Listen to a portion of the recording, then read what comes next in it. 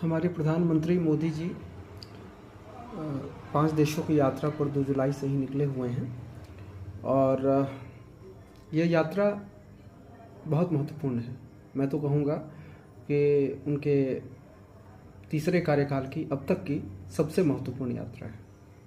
अब मैं ये क्यों कह रहा हूँ, इसकी वजह यह है कि 5 देश जहाँ मोदी जी अभी तक गए हैं या जा रहे हैं, जैसे आज वो अर्जेंटीना में हैं, उसके बाद ब्राज़ील में जाएंगे, तो और यात्रा के अंतिम चरण में वे नामीबिया में जाएंगे।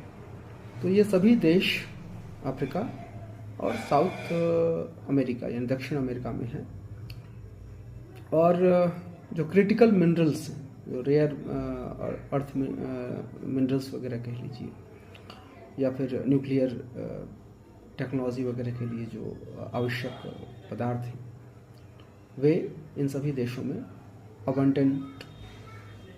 अबंडेंसी में यानी पर्याप्त मात्रा में अवेलेबल है। नामीबिया को देखिए, नामीबिया में कहा जाता है कि विश्व का 10% से भी अधिक यूरेनियम जो है भंडार वो नामीबिया में है। और भारत अभी सेकंड फेज का जो न्यूक्लियर प्रोग्राम है, भारत उसमें एंटर कर ही गया है। थर्ड फेज में भी तुरंत ही घुसने वाला है। तो यूरेनियम की सप्लाई जो है भारत में, जो क्लीन एनर्जी है, भारत मॉड्यूलर रिएक्टर्स, जो स्मॉल मॉड्यूलर रिएक्टर्स हैं, उनके भी मास इंस्टॉलेशन पे जोर दे रहा है। और 2047 तक हमारा टारगेट है लगभग 30 गीगावाट या 50 गीगावाट, एग्जैक्टली मुझे नहीं अभी याद आ रहा है। तो उसके लिए नामीबिया बहुत महत्वपूर्ण योगदान करेगा। घाना में और अर्जेंटीना, ये दोनों लिथियम के भंडार हैं। इन दोनों में लिथियम के अच्छे खासे भंडार हैं।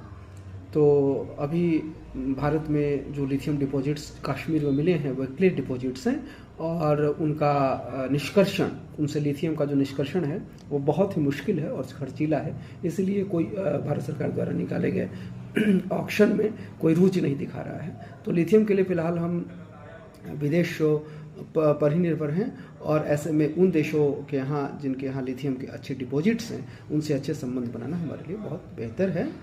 जहाँ तक त्रिनिदाद और टोबैगो की बात है, वहाँ भी मिनरल्स के अच्छे खासे भंडार हैं। ब्राज़ील का तो कहना ही क्या, ब्राज़ील वगैरह में अच्छे खासे जो पेट्रोलियम प्रोडक्ट्स है, ब्राज़ील में अच्छे खासे भंडार है। और चूँकि ब्राज़ील अपनी ऊर्जा का अधिकांश नवीकरणीय स्रोतों से पूर्ति करता है,